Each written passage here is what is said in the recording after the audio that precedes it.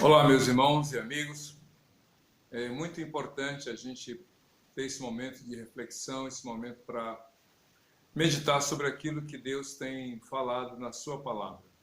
Eu sempre tenho em mente aquele texto de Efésios capítulo 1, quando o apóstolo Paulo, em sua carta, ele diz que ora para que sejam iluminados os olhos do entendimento, ou seja, os olhos da mente, ou outra tradução, que a mente dos Efésios, dos cristãos em Éfeso, fosse aberta, iluminada, ou seja, não há nada de novo a ser revelado, mas sempre há algo novo a ser compreendido.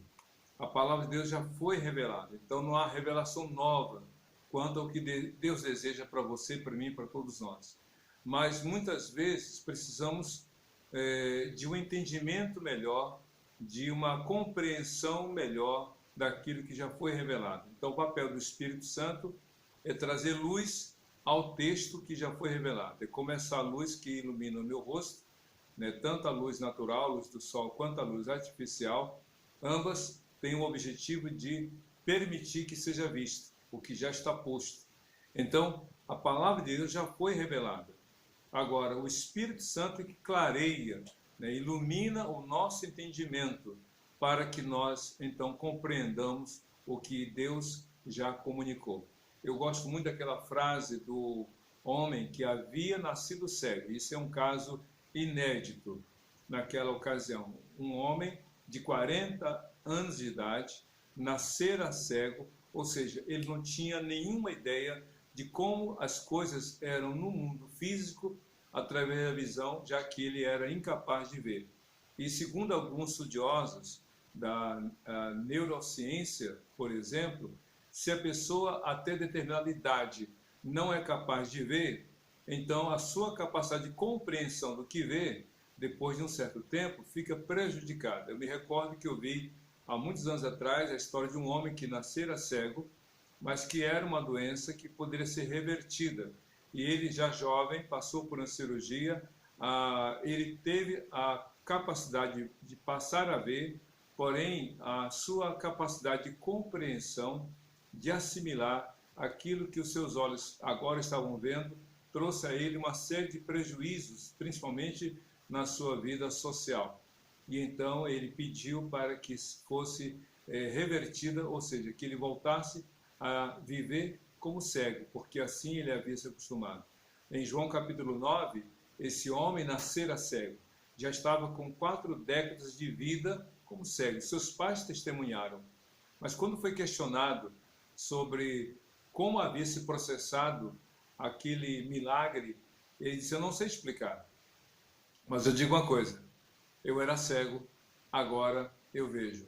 É assim a palavra de Deus. Quando você ler a palavra, então o Espírito Santo traz luz, traz entendimento para que você, com essa visão espiritual, tenha uma visão correta de Deus, uma visão correta de si mesmo e uma visão correta dos outros. É isso que você vai encontrar em Isaías capítulo 6, quando o profeta disse o seguinte, quando ele teve a visão correta de Deus: eu sou homem de lábios impuros e habito num povo de impuros lábios, e eu vi o Senhor, o Deus dos exércitos. Através dessa relação dele com Deus, ele passou a ter uma visão correta de Deus, uma visão correta de si mesmo, uma visão correta daqueles com quem ele habitava. Então, isso é muito importante. A Bíblia nos abre os olhos pela ação do Espírito Santo.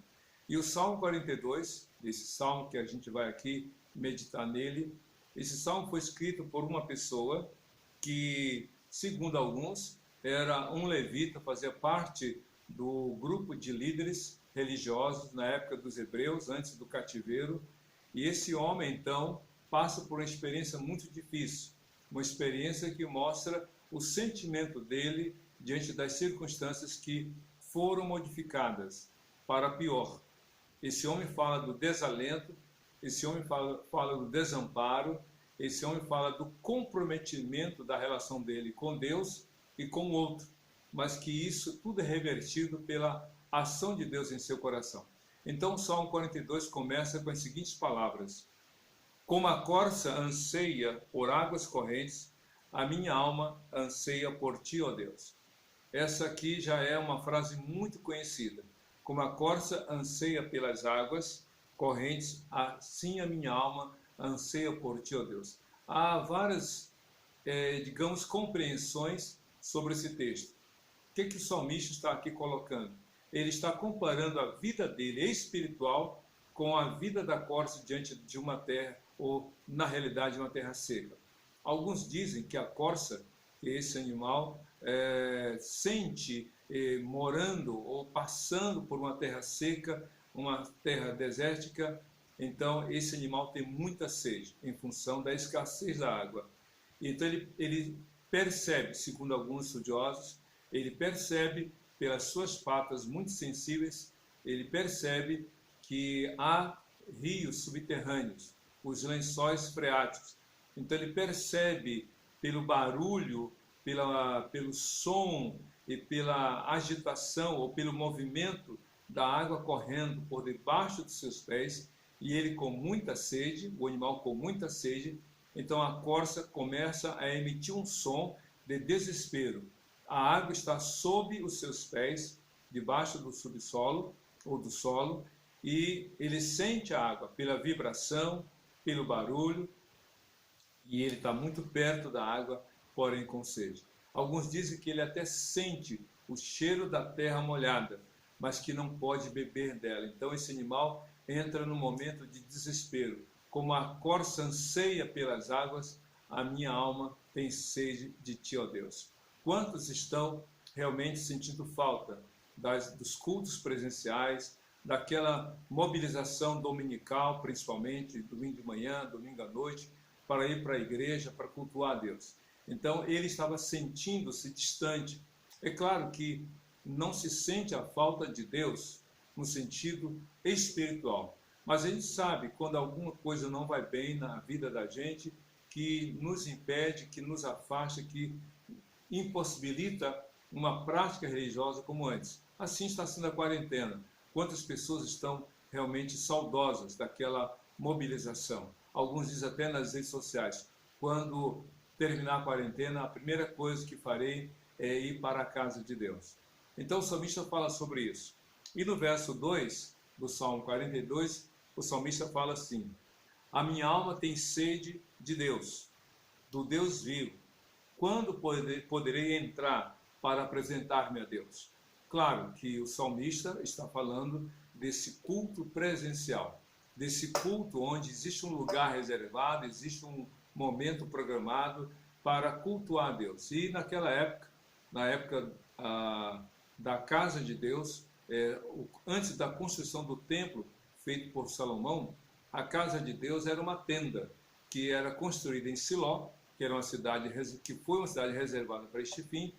Então a tenda onde o povo ali se dirigia para adorar a Deus. Mais tarde, Davi tirou a arca daquele lugar e a levou para Jerusalém, e ali em Jerusalém as pessoas iam para adorar a Deus. Então o salmista que estava exilado, o salmista que tinha sido tirado de sua casa, de sua cidade, do seu país, e tinha sido levado cativo para uma terra estranha, de língua estranha, de cultura estranha e de prática religiosa estranha. Ou seja, naquele novo ambiente, naquele novo lugar, ele não podia adorar a Deus como antes, como nós hoje. Hoje nós estamos adorando a Deus de outra maneira, de outra forma, mas é o nosso Deus. As circunstâncias mudaram, os tempos são outros, mas Deus é o mesmo. Isso que é maravilhoso. Então, não são as circunstâncias que vão determinar o quanto você deve adorar a Deus, mas é a sua adoração a Deus que deve, então, influenciar a sua vida no mundo em que você vive. Mais adiante, o salmista, então, diz assim no verso 3 do Salmo 42: minhas lágrimas têm sido o meu alimento de dia e de noite, pois me perguntavam o tempo todo: onde está o seu Deus? Essa pergunta que o salmista faz no Salmo 42, verso 3, é uma pergunta intrigante, porque não é ele que faz essa pergunta a si mesmo. mas são outras pessoas que o veem ali naquele lugar, naquele país estranho, cultura estranha, religião estranha, e eles perguntam àquele sacerdote ou aquele levita, aquele homem que tinha o papel de fazer parte da liderança do culto a Deus. As pessoas perguntam: onde está o seu Deus?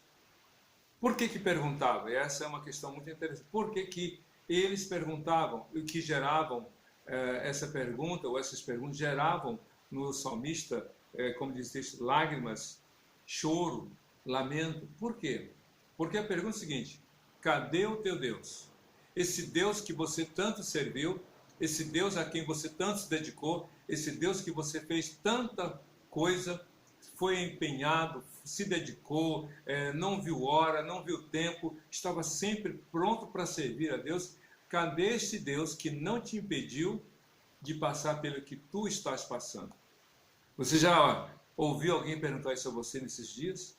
Você que declarou sua fé antes em Deus, você que andava com a Bíblia debaixo do braço, você que orava, você que lia a Bíblia constantemente, que ia para a EBD, para o culto, para as outras atividades, e aí a igreja, o templo de portas fechadas, em alguns lugares, como em alguns estados do Brasil, até o culto online está sendo proibido, uma coisa muito estranha para os nossos dias, mas segundo as informações comprovadas, até o culto online está sendo proibido.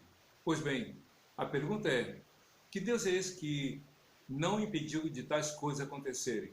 Que Deus é esse? O salmista ouviu a pergunta: cadê o teu Deus? Talvez seja muito difícil ter que ouvir essa pergunta. Talvez mais difícil não é você ouvir essa pergunta. Talvez você tenha maior dificuldade quando você se faz a si mesmo nessa pergunta: Deus, onde tu estás? Porque quando alguém pergunta algo sobre você, é porque ela tem dúvidas, ela não sabe. Se alguém pergunta para você: onde está o seu Deus? Se você sabe como Deus está, ou melhor, se você crê que Deus está agindo, se você crê que Deus está atuando, se você crê que Deus está presente, a pessoa pode perguntar, mas você não tem dúvida, você sabe responder. Mas quando a pessoa pergunta e você não tem respostas, aí é complicado. Talvez alguns estejam com dúvidas, ou não sabendo perguntar, ou melhor, responder, porque está no hospital, porque está na prisão, porque está doente, porque está desempregado, porque está sem dinheiro, porque está com problema na família, porque a relação familiar está prejudicada. E aí vem então: Senhor, por que isso? Onde o Senhor está que o Senhor não age? Então, essa é a angústia do salmista. E talvez essa seja a angústia de muitas pessoas hoje. Pessoas estão desalentosas ou desalentadas, corrigindo. Pessoas estão desamparadas ou ao menos se sentindo desamparadas, abandonadas, esquecidas até. Pois bem, o salmista então no verso 4 diz assim: quando me lembro dessas coisas, choro angustiado, pois eu costumava ir com a multidão, conduzindo a procissão à casa de Deus, com cantos de alegria e de ação de graças, entre a multidão que festejava. Entende agora o porquê da angústia do salmista? Não era só a pergunta que o angustiava, é porque ele não tinha resposta para dar. Porque ali, naquele país estranho, ele não tinha mais as pessoas com quem ele convivia.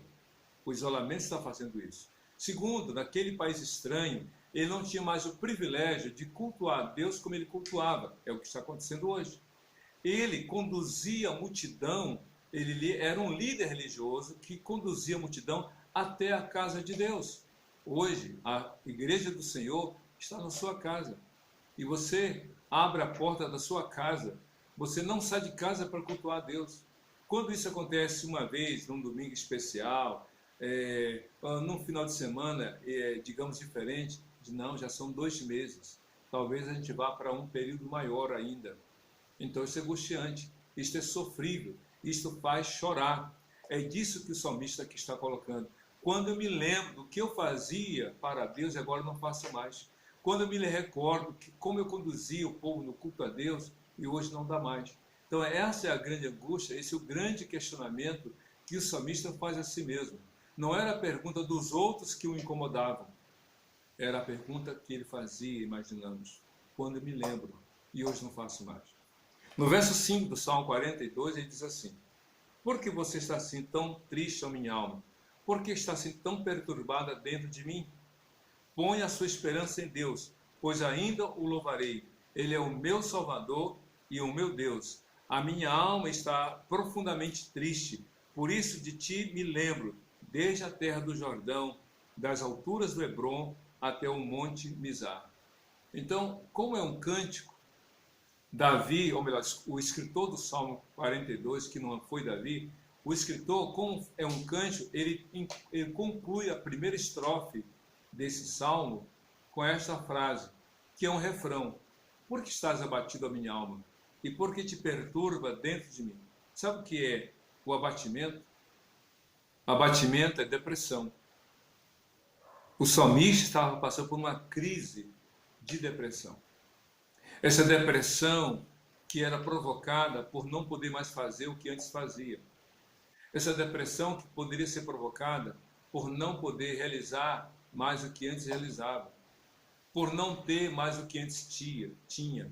Ou mais, essa depressão era provocada porque havia uma coisa que lhe fugia ao controle, que ele não podia impedir. Então, muitas vezes a depressão acontece por isso. Uma doença que a gente não tem mais como reverter, uma circunstância, um problema que a gente não pôde evitar, uma realidade que a gente não pode mudar. A quarentena tem provocado muita depressão em algumas pessoas. São perdas, são histórias tristes, são situações onde, por mais que se esforce, não consegue alterar. E então diz o salmista: quer saber? Eu não vou ficar mergulhado nesse mar de depressão. Eu vou esperar em Deus. Eu vou confiar em Deus. Espere em Deus. Ponha a sua esperança em Deus. Meu querido, minha querida, está complicado, está difícil? Eu sei que está, porque para mim está também. Eu não estou aqui falando de algo que eu não estou vivendo. Não estou falando de algo que não seja a minha realidade. Eu estou no mesmo barco da quarentena, do isolamento, de muitas circunstâncias. Mas, em vez de agravar o problema, em vez de ficar cavando mais, aumentando essa profundidade do poço, eu vou fazer o que o salmista do Salmo 40. Eu vou colocar a minha confiança no Senhor. O Salmo 42 é isso. Ponha a sua esperança no Senhor. E aqui, no verso 7 do Salmo 42, é o seguinte: abismo chama abismo ao rugir das suas cachoeiras. Todas as tuas ondas e vagalhões se abateram sobre mim. Segundo alguns estudiosos, o salmista está fazendo aqui uma analogia, uma situação, uma comparação entre a vida dele e o que acontecia com o Rio Jordão. O Rio Jordão, se você pegar o mapa hoje da Palestina, você vê que ele nasce nos lugares altos daquela região norte da Palestina. Lá naquele monte, ali as chuvas intensas têm as suas águas represadas. E enquanto as chuvas estão acontecendo e as águas represadas, o leito do rio está praticamente seco. Porém, segundo alguns estudiosos, de repente, aquelas águas represadas se rompem e com um som estrondoso, vem de forma veloz e intensa, vem caindo, fazendo rugir, digamos assim. É essa agitação. E aí quem está perto é engolido, é tragado. Então o salmista está dizendo: mas meu Senhor, isso está me envolvendo, está me submergindo, sabe? Lá em Nazaré, na região litorânea de Portugal, lá existem as ondas mais altas do mundo. É um desafio para o surfista realmente surfar aquelas ondas altíssimas, de dezenas de metros em alguns casos. Alguns brasileiros foram campeões porque conseguiram surfar naquelas ondas. Mas para uma pessoa inexperiente, uma pessoa que não tem ideia, geralmente é submergida, tragada por aquelas ondas. O salmista estava assim: Senhor, está me envolvendo, isso me apavora, isso me assusta. Um abismo chama outro abismo ao rugir ou das suas cachoeiras, das suas quedas d'água. Pois bem, o salmista estava assim. Ele diz: todas as tuas ondas e vagalhões me abateram sobre mim. São ondas pesadas, ondas fortes. que tem me abatido. O salmista estava abatido, estava mal. Mas apesar de todo esse problema, de toda a situação, ele continua nesse texto falando algo de muito valor. Diz aqui no verso 8 do Salmo 42: concede-me, Senhor, o seu fiel amor de dia, e de noite esteja comigo a sua canção. Olha só que coisa interessante. Nos versos anteriores, ele cita o que as pessoas perguntavam: cadê o teu Deus? Ele chora, ele lamenta, ele fica triste, deprimido, mas ele faz o pedido: Deus, conceda-me o teu fiel amor de dia, e de noite esteja comigo a tua canção. Ou seja, ainda que ele se sentia desamparado, ainda que ele não tinha respostas para a pergunta: onde está o teu Deus? Ele clama ao Senhor e busca a Deus. No verso 9, ele diz assim do Salmo 42: direi a Deus minha rocha, por que te esqueceste de mim? Por que devo sair vagueando e prateando, oprimido pelo inimigo?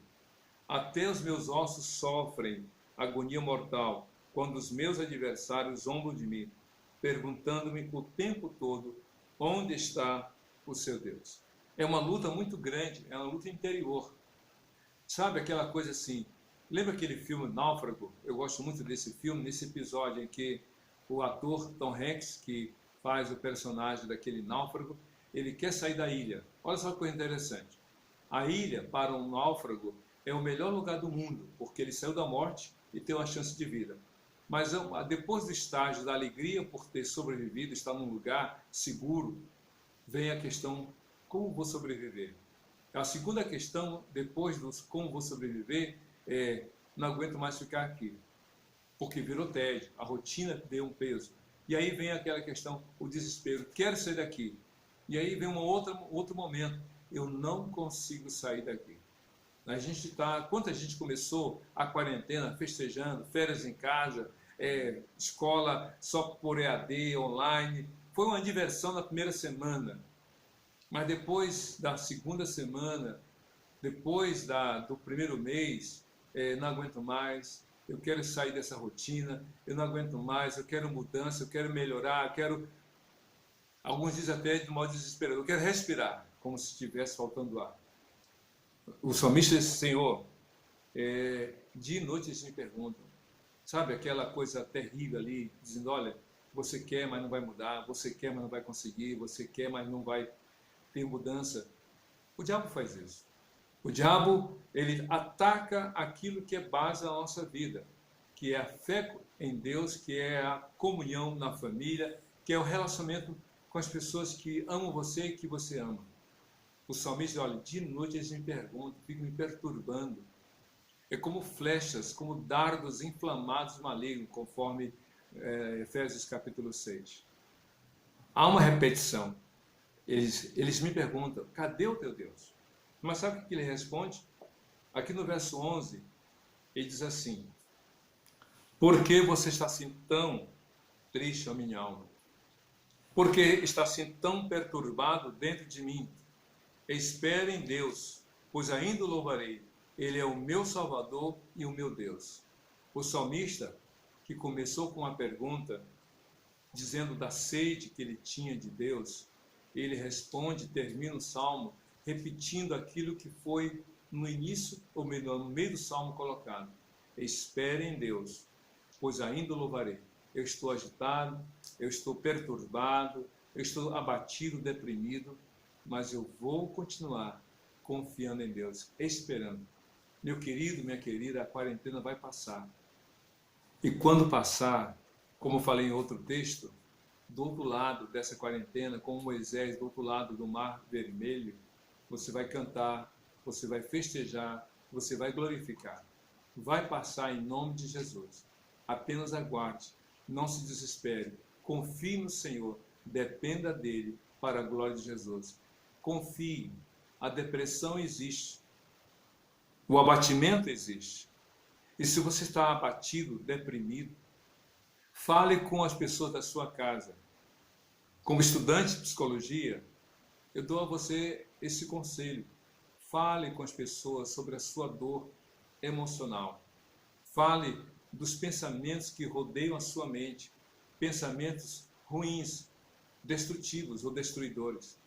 Fale com as pessoas da sua casa. Procure ajuda profissional. Entre em contato com aqueles profissionais da saúde mental. Fale com psicólogos, com psiquiatras, psicanalistas, mas procure ajuda. Mas tanto com a família quanto com os profissionais buscando ajuda, fale com Deus também. Coloque realmente a sua fé no Senhor, porque só no Senhor você vai poder ter uma esperança que ninguém pode dar e que ninguém pode tirar. Que Deus te abençoe, em nome de Jesus. Amém.